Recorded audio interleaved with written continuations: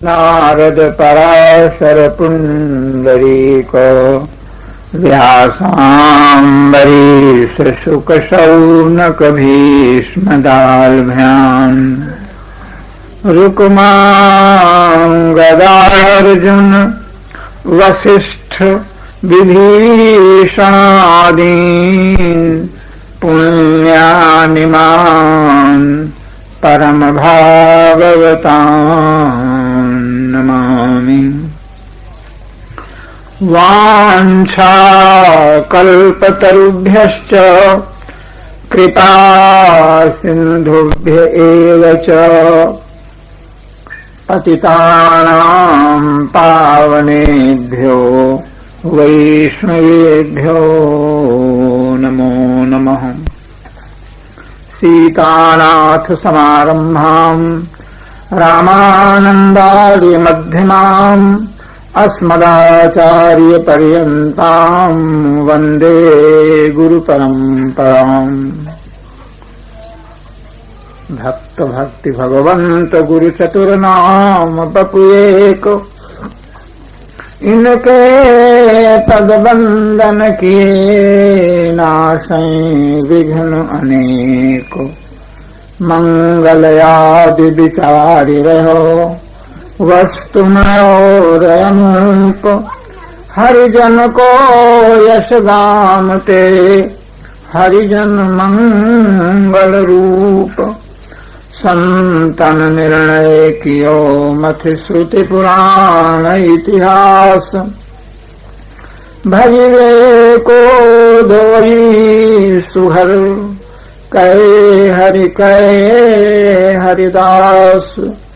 श्री गुरु अग्रदेव आज्ञा दई भक्तन को यश गाऊ। भवसागर के तरन को नाहिन आन उपाओ।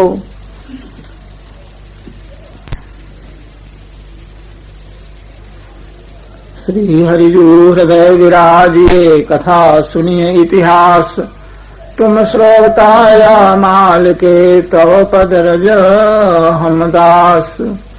तुम पाछे जो और हो श्रोता हैं रस खान।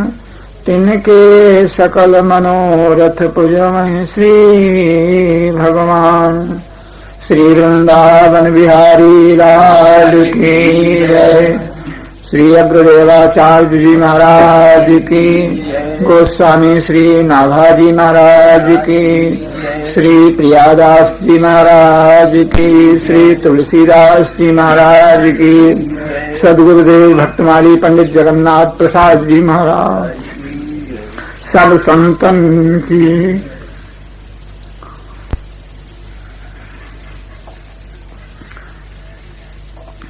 लाडली लालजू की आप सबों की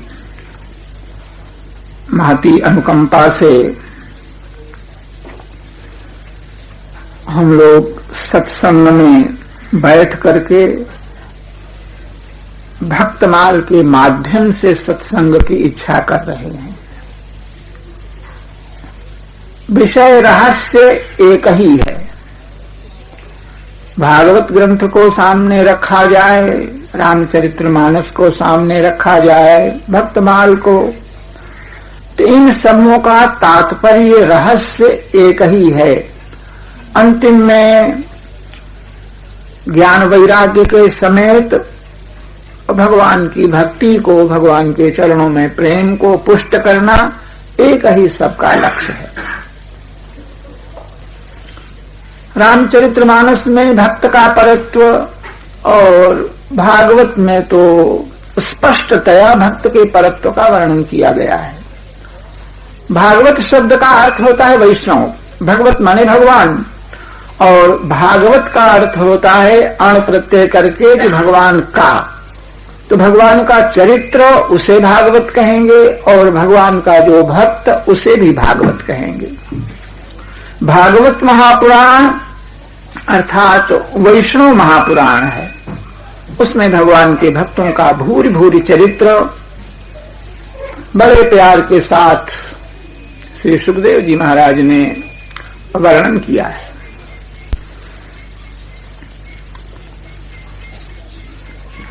श्री पुजारी जी महाराज ने श्री भक्तमाली जी के मुख से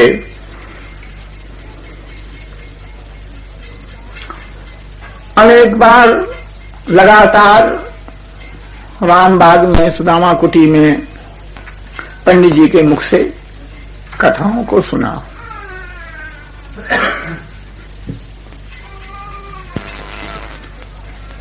उनके मुख से कथा सुनने के बाद और दूसरों की कथाएं फीकी लगने लग जाती थी। भगवान की कृपा से रामायणी रामेश्वर दास का भी सुदामा कुटी में अपना ऐसा लाल जी की कृपा से प्रभाव रहा कि जिन लोगों ने लगातार कथा सुनी तो उनको दूसरे रामायण की कथा अच्छी नहीं लगती, जाने क्या ऐसी कुछ भगवान की कृपा थी। उसी तरह से पंडित जी महाराज के उनके कहने में वो कोई शास्त्रों के बड़े भारी विद्वान नहीं थे, लेकिन भक्तमाल में भागवत में निमग्न होकर के भगवान के चरित्रों को कहते थे, उस चरित्र में डूब जाते थे। किसी भी चरित्र का वर्णन करते थे तो उस भक्त का परत्व आपके सामने रहता था और उसमें निमग्न हो जाते थे। ये इसलिए वह कथा अत्यंत रसमयी हो जाती थी। हृदय में उनके सरसता थी, प्रेम था, इसलिए कथा भी रसमयी हो जाती थी। हम लोग उस भाव को नहीं ग्रहण कर सके। नीरस हृदय होने के कारण वह भाव, अब कथा स्वयं अच्छी है इसलिए किसी को, श्रोता को भगवान की कथा अच्छी लगे, भक्त की कथा अच्छी लगे, यह श्रोताओं का अपना सद्भाव है, सौभाग्य है। अन्यथा कहने में कोई युक्ति और मैंने भक्तमाल को लगाया नहीं, पढ़ा नहीं। पंडित जी के पास फुटकर प्रबोधत ब्रह्मचारी की यात्रा में 20 दिन लगभग पंडित जी सा रहे और वहां छुटपुट कभी कोई कथा का श्रवण हो जाता था। वहीं से भक्तमाल का स्पर्श हमको हुआ आरंभ में। और अंतिम कथा जो श्री पंडित जी की भई वह प्रभुतत्व ब्रह्मचारी के संकीर्तन भवन में भई। थोड़े दिन वहां की कथा कहने के बाद फिर पंडित जी का शरीर, कथा पूरी नहीं हुई, शरीर ही पूरा हो गया। प्रभुदत्त जी की इच्छा हुई थी कि मैं भक्त चरित्रों का श्रवण करूं और इसके बाद भक्तमाल के ऊपर भी कुछ लिखूं। उनके मन में यह बात थी और बड़े भारी समर्थ महापुरुष थे, उनकी सशक्त लेखनी थी, लेकिन वह चरित्र पूरा भक्तमाल का नहीं सुन सके, इसलिए फिर उन्होंने लिखने का भी विचार नहीं रखा। भक्तमाली जी का जर्जर शरीर होने पर भी साहस के साथ आकर के वे भक्त चरित्रों को अंत तक गाते रह गए, अंत तक कहते रह गए। 2 ही 3 दिन समाधिस्थ हुए तो उनकी वाणी सुनने को नहीं मिली, नहीं अंत तक भक्त चरित्रों का वर्णन करते ही रह गए। तो हम लोग विधिवत आद्योपांत ग्रंथ या कुछ अंश भी उनके सामने बैठ करके लगाने का सौभाग्य प्राप्त नहीं हुआ, किंतु कृपा उनकी अवश्य थी। उस कृपा का आश्रय लेकर के दूर रह करके भी, जब हम वृंदावन में रहते भी नहीं थे, गोवर्धन में रहते थे, तो गोवर्धन में रहते समय एक समय ऐसा आया कि भक्तमाल की पुस्तकों का अभाव हो गया। बाजार में पुस्तक नहीं मिलती है, पुस्तक नहीं मिलती है। पढ़ने वाले, भक्तमाल लगाने वाले साधु महात्मा पुस्तक के अभाव में जहां तहां भटकते। तो उसमें चित्रकूट में रहने वाले जो हनुमानगढ़ी के ही संत थे, उनका नाम रामचंद्र दास था, उन्होंने विशेष आग्रह किया कि एक पुस्तक जो है छपा दो, छप जाए और वह टिप्पणी हो। तो गोवर्धन में हमको तो चौका बर्तन झाड़ू बहाड़ू से फुर्सत नहीं, जीवन में हमने यही मुख्य कार्य किया। गोवर्धन में रह करके और कोई पढ़ने लिखने, कथा, सत्संग कुछ नहीं करते थे। सवेरे से शाम तक मंदिर में चौका बर्तन झाड़ू बहाड़ू बस यही सब काम कर दे। तो हमने कहा हमको तो अवकाश नहीं है इस ठाकुर जी की सेवा से, स्थान की सेवा से, तुम आकर के रहो हमारी जगह पर, ये चौका बर्तन झाड़ू बहाड़ू करो तो हमको अवकाश कलम चलाने का हो सकता है। तो साल भर आकर के वो मेरे यहां रहे और हमको उन्होंने अवसर दिया, उनका सत्संग प्राप्त हुआ, जिससे एक भक्तमाल की टिप्पणी लिखी गई। और वह टिप्पणी यद्यपि अल्पज्ञता के कारण प्रमादवश उसमें त्रुटियां रहीं, किंतु संत तो गुणग्राही होने के कारण किसी ने उस ग्रंथ को अशुद्ध नहीं बताया, किसी ने आलोचना नहीं की, सब लोगों ने आदर ही किया। और पंडित जी महाराज तो बहुत ही प्रसन्न हुए। सबको ग्रंथ मिल गया अयोध्या वृंदावन में। उस ग्रंथ के माध्यम से, टिप्पणी के माध्यम से संतों ने अध्ययन किया। वर्तमान में उसका अभाव हो रहा है, पुनः प्रकाशन का आग्रह लोग कर रहे हैं। कहने का तात्पर्य यह हुआ कि जिस ग्रंथ को मैं, जिसकी कथा कहने के लिए बैठा हूं, उसकी कथा कहने का अधिकारी नहीं, क्योंकि उसको विधिवत पढ़ा ही नहीं, सत्संग हुआ ही नहीं। अनधिकार चेष्टा से ही टिप्पणी लिखी गई और अनधिकार चेष्टा से ही सारे कार्य हुए। बाद में भक्तों का आग्रह यह हुआ कि इसकी टीका प्रकाशित होनी चाहिए, तो टीका का प्रकाशन करने के लिए गोवर्धन छोड़ करके वृंदावन में निवास हुआ। रामानी श्री रामेश्वर दास एक महान संत थे, उनके सानिध्य से उन्होंने इस हमारी टिप्पणी का आधार लेकर के और ग्रंथों का संग्रह करके, और बीच बीच में पंडित जी से पूछ करके, गिरधारी दास जी महाराज थे, उनकी कथा सुन करके रामायण जी ने व्याख्या को लिखा और वह ग्रंथ 4 भागों में प्रकाशित हुआ। उसके द्वारा भक्तमाल का प्रचार अवश्य हुआ, क्योंकि उसमें सामग्री का संग्रह इस प्रकार किया गया था कि प्रत्येक वर्ग को अच्छा लगे। विद्वान हो तो एक आध ऐसी बातें थीं जो विद्वानों के योग्य थीं, कुछ गंवारू दृष्टांत ऐसे थे जो गंवार से गंवार को अच्छे लगे। दृष्टांत ही केवल पढ़ते, दूसरा कुछ पढ़ते ही नहीं। कथा प्रवचन जिनको सीखना हो, कथा की शैली सीखना हो, उनके लिए बहुत लाभदायक ग्रंथ हुआ। उस ग्रंथ को थोड़ा भी पढ़े लिखे हों और उस ग्रंथ के आश्रय से पढ़ें तो भक्तमाल की और रामायण की सब कथाओं में प्रवीणता हो जाएगी। इसलिए सन्यासी अथवा चतुर्थ संप्रदाय के सभी लोगों ने भक्तमाल का आदर किया। भक्तमाल का पर्याप्त प्रचार उस ग्रंथ के माध्यम से हुआ। अब भी उसकी मांग बनी रहती है, पूर्ति नहीं हो पाती है। तो यह हमारा जो कुछ था वह अनधिकार ही चेष्टा थी, लेकिन भक्तों की कृपा से, श्री भक्तमाली जी महाराज की कृपा से उन्होंने आज्ञा दिया। और आज्ञा देने के बाद कई भक्तों ने पूछा, दिल्ली चलने के लिए कहा। बोले आप दिल्ली चले? बोले हम तो नहीं जा सकते हैं। तो किसको ले जाएं महाराज, आप तो जा नहीं सकते। तो उन्होंने मेरा नाम लिया, गणेश दास को ले जाओ, मैं नहीं जा सकता हूं, गणेश दास को ले जाओ। इस तरह से कई बार भक्तों के सामने मेरा नाम ले करके मुझ मूर्ख को उन्होंने विद्वान बना दिया और असाधु को साधु बना दिया। क्योंकि वो बार बार कहते गणेश दास साधु है, महात्मा है, महात्मा है, तो उनके कहने से लोग साधु मानने लग गए। इस तरह से लोग विद्वान समझने लग गए।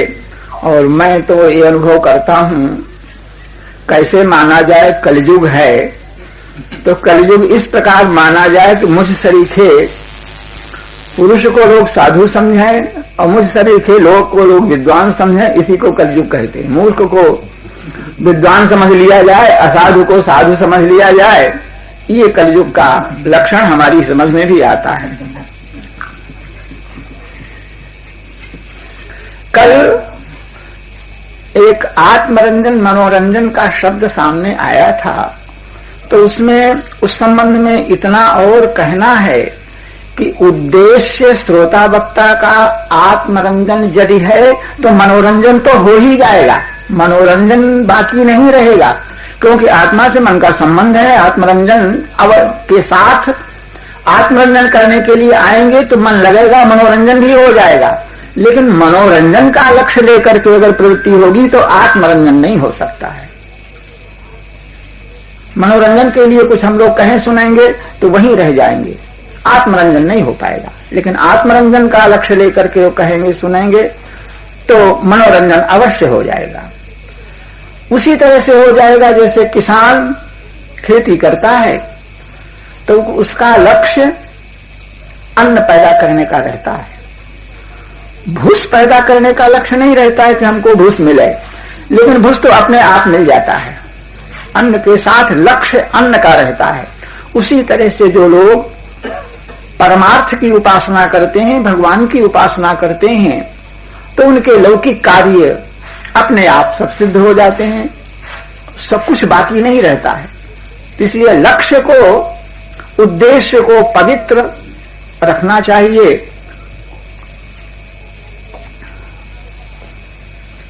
श्री भक्तमाल का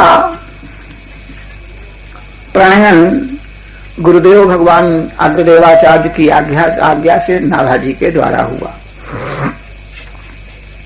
प्रियादास ने उसके पश्चात टीका की और प्रियादास जी के पौत्र ने थोड़े से दोहा चौपाइयों में भक्तमाल के महात्म्य को लिखा। उन्होंने महात्म्य के लिखने में उन्होंने कहा कि इसके महात्म्य का वर्णन क्या करें। भगवान प्रिया प्रियतम सबके आधार हैं और सबके लक्ष्य हैं। ऐसे भगवान को जो वस्तु प्रिय हो, जो ग्रंथ प्रिय हो, तो उसकी महिमा अपने आप स्वतः सिद्ध है। कहां तक उसकी महिमा कही जाए। कल मैंने निवेदन किया कि कथा उसकी अच्छी लगती है जिसमें प्रेम होता है। पंडित जी कहा करते थे, हम तो भाई बांचने वाले हैं, पुस्तक में जो लिखा है बांच करके सुना देते हैं और उस कथा को सुन करके आप लोग आनंदित होंगे, क्योंकि जिसकी कथा है उसमें आपको स्नेह है, प्रेम है। किसी का पत्र परदेश से आया, पिता को मिला, पिताजी पढ़े लिखे नहीं, तो किसी पढ़े लिखे के पास जाकर के उन्होंने पत्र दिया कि इसमें क्या लिखा है, पढ़ करके सुनाओ। तो पत्र में लिखा था कि तुम्हारा लड़का जो है वह प्रथम श्रेणी में उत्तीर्ण हो गया, पास हो गया। ये पढ़ करके उसने सुनाया। तो पढ़कर सुनाने वाले को उतना आनंद नहीं हुआ जितना कि सुनने वाले को हुआ। कारण कि पुत्र में अपनपो और प्रेम उसको नहीं था, तो वह तो केवल वाचक हुआ, वांच दिया, उसको उस प्रकार का हर्ष नहीं हुआ जितना कि वह सुनने वाले को, पिता को जितना हर्ष हुआ। इसलिए जिनका भगवान से, भगवान के भक्तों से अपना संपर्क है, उनमें प्रेम है, उन्हीं को भगवान की कथाओं में रस आता है। और भाई हम तो पोथे में लिखा है सो बांच देते हैं, कहां पावे प्रेम, पंडित जी कहते थे। महात्म्य के संबंध में यही बात कही गई कि जो वस्तु भगवान को प्रिय है और जिसे सुनकर के भगवान प्रसन्न होते हैं, उपसंहार में जो हरि प्राप्ति की आश है तो हरिजन गुण गाए, न तरु सुकृत भुजे बीज जो जन्म जन्म पछताए। अगर भगवत को प्राप्त करने की इच्छा है तो भगवान के भक्तों का जो सुदर्श वर्णन करो और उसी में भगवत सुजस हो जाएगा। और नहीं तो पुण्यों का आश्रय लोगे कि हम अपने पुण्यों के सहारे भवसागर से पार हो जाएंगे। तो पुण्य जिस तरह से भुना हुआ बीज सुंदर धरती में पड़ करके भी अंकुरित नहीं होता है, उसी तरह से तुम्हारे सुकृत, तुम्हारे पुण्य भुने बीज की तरह और व्यर्थ हो जाएंगे, वो परमार्थ का साधन नहीं कर सकेंगे।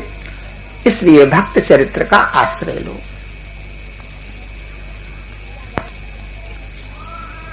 प्रियादास जी महाराज उन्होंने टीका किया और उनके एक मित्र गोवर्धन नाथ थे, वो भक्तमाल की कथा कहते थे।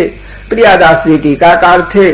परस्पर संतों का परम अनुराग था और श्री गोवर्धन नाथ जी संत महात्माओं को साथ में लेकर के जमात घूमते होते, जड़ जीवन को करें सचेता, इसलिए वह पृथ्वी पर उनका विचरण होता है। विचरण करते करते, रामत करते करते जयपुर को पहुंच गए, गोविंद का दर्शन किया। पुजारियों ने आग्रह किया, कथा सुनाओ, भक्तमाल की कथा सुनाओ। इस भक्तमाल का संपर्क संबंध जयपुर से मुख्य है, कारण कि गलता गद्दी जहां पर पहाड़ी श्री कृष्णदास जी महाराज की गद्दी है, उसके बाद कीलदेव, अग्रदेव और श्री नाभा जी सबकी वह तपोभूमि रही है। और भक्तमाल के प्रणयन निर्माण का वह गलता, रेवासा और वृंदावन, ये सब स्थल भक्तमाल के रचना में सहायक रहे। एक स्थल पर बैठ करके पूरा ग्रंथ लिखा गया हो, ऐसा नहीं।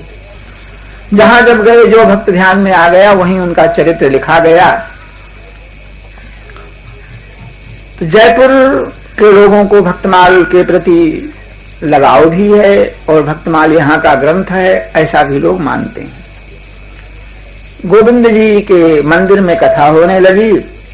कथा होते होते संत महात्माओं ने, स्वयं वक्ता महोदय ने प्रार्थना की, भाई हम लोग रामत में जमात में चलते हुए बीच में रुक गए, कथा कहने लगे, अब हम समय है थोड़ा हम घूम करके आवेंगे, लौट करके कथा कहेंगे, कथा का यही विश्राम होगा आज।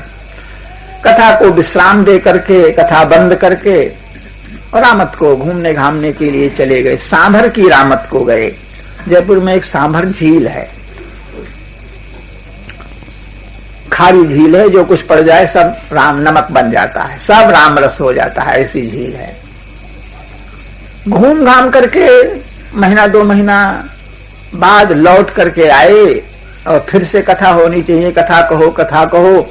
कथा कहने के लिए सब लोग श्रोता वक्ता बैठ गए, कथा आरंभ हुई।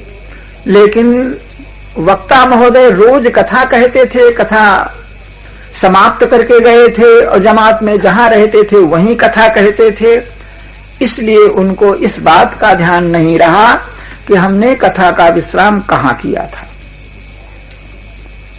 श्रोताओं से पूछने लग गए, बताओ भाई तुम लोगों ने कथा कहां तक सुनी, कहां तक कथा हुई थी। भगवान की ऐसी कुछ लीला थी, भगवान कुछ अपने भाव को प्रकट करना चाहते थे, इसलिए श्रोता और वक्ता सभी भ्रम में रह पड़ गए। किसी को ठीक ठीक यह स्मरण नहीं था कि कहां तक कथा हुई है और इसके बाद आगे कथा होनी चाहिए। किसी ने जब इस बात को नहीं बताया तो साक्षात श्री गोविंद भगवान जो हैं, राधा गोविंद, जो रूप गोस्वामी के ठाकुर हैं, श्री वृंदावन धाम के ठाकुर हैं, वे और वृंदावन के प्रथम ठाकुर उनको कहा जाता है। प्रथम दर्श गोविंद रूप के प्राण प्यारे। उन गोविंद भगवान ने स्वयं अपने पुजारी को कहा, पुजारी से कहा कि देखो, कह दो, कथा कहने वाले जो महात्मा हैं उनसे कह दो कि रैदास तक की कथा हुई है और उसके आगे अब कथा कहो। ऐसा कह करके श्री ठाकुर जी ने क्षण भर के लिए कथा के श्रोताओं पर भी आक्षेप किया कि तुम लोग कथा तो सुनते हो लेकिन ध्यान नहीं है, कैसे श्रोता हो। और स्वयं को प्रमाणित किया कि असली श्रोता मैं हूं। सब लोगों ने विश्वास कर लिया कि भक्त चरित्रों के श्रोता और साक्षात गोविंद हैं। इस बात पर सबको विश्वास हो गया। पुनः श्री प्रियादास जी महाराज ने भक्ति रस बोधिनी टीका किया और टीका करने के बाद नित्य कथा कहते थे। संतों का विचार हुआ कि ब्रज की 84 कोस की परिक्रमा को चलाएं।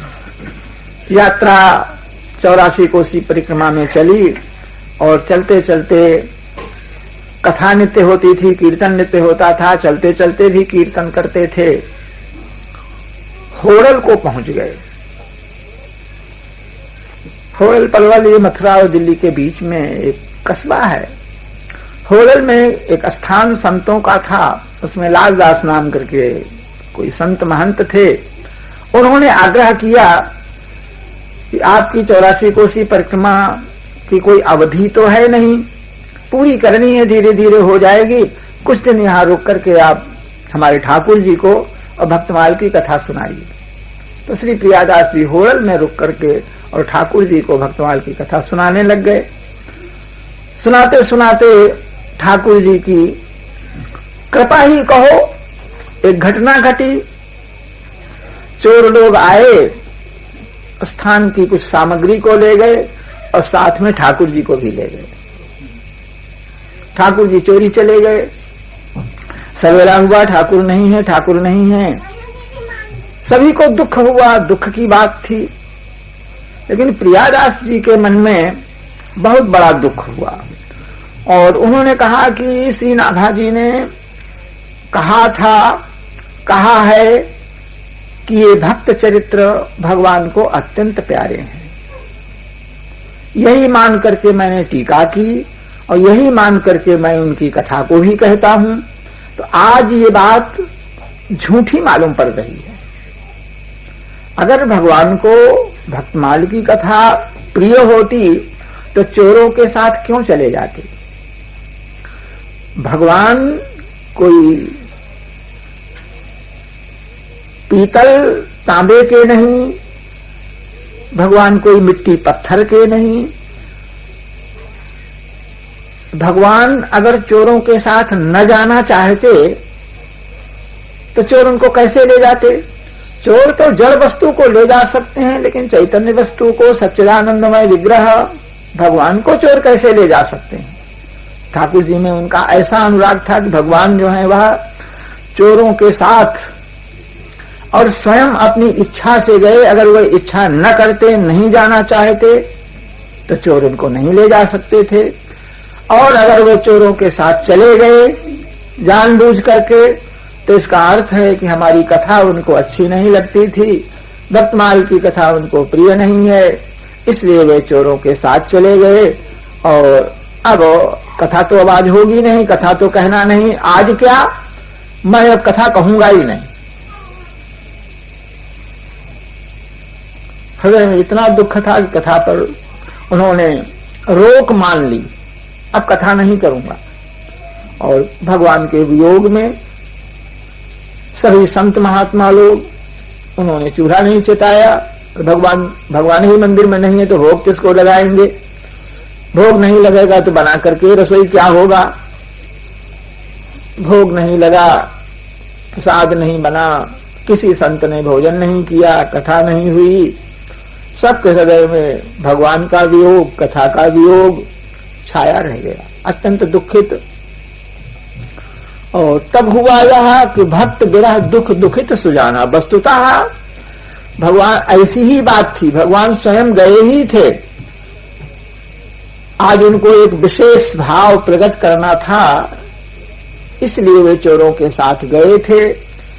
और भक्त विरह दुख दुखित, भगवान ने रात्रि में, उसी रात्रि में चोरों को स्वप्न दिया। चोरों ने स्वप्न देखा, भयंकर रूप से भगवान छाती पर चढ़े हुए भयभीत कर रहे हैं, डरपा रहे हैं और कहते हैं कि तुम हमको जहां से लाए हो वहां ही पहुंचा करके आओ। हमारे ऊपर दुगना दुख पड़ा। पहला दुख यह कि हमको कथा सुनने को नहीं मिली, और दूसरा दुख यह कि वियोग में सब संत महात्मा आज भूखे हैं और मैं यहां भूखा पड़ा हो बैठा हूं, तुम गए वहां सब भूखे हो। इस तरह बिना खाए पिए वियोग में जैसे वे व्यथित हो रहे हैं, उसे मुझे दुख हो रहा है, कथा सुनने को नहीं मिले। इस हमारे ऊपर दूना दुख पड़ा है। और यदि तुम हमको नहीं पहुंचाओगे तो तुम्हारे ऊपर चौगुना दुख पड़ेगा, सब प्रकार की विपत्ति आपत्ति तुम्हारे ऊपर रहेगी, जल्दी से हमको पहुंचाओ। आधी रात को यह स्वप्न हुआ था। उन लोगों की आंख खुली, सावधान हुए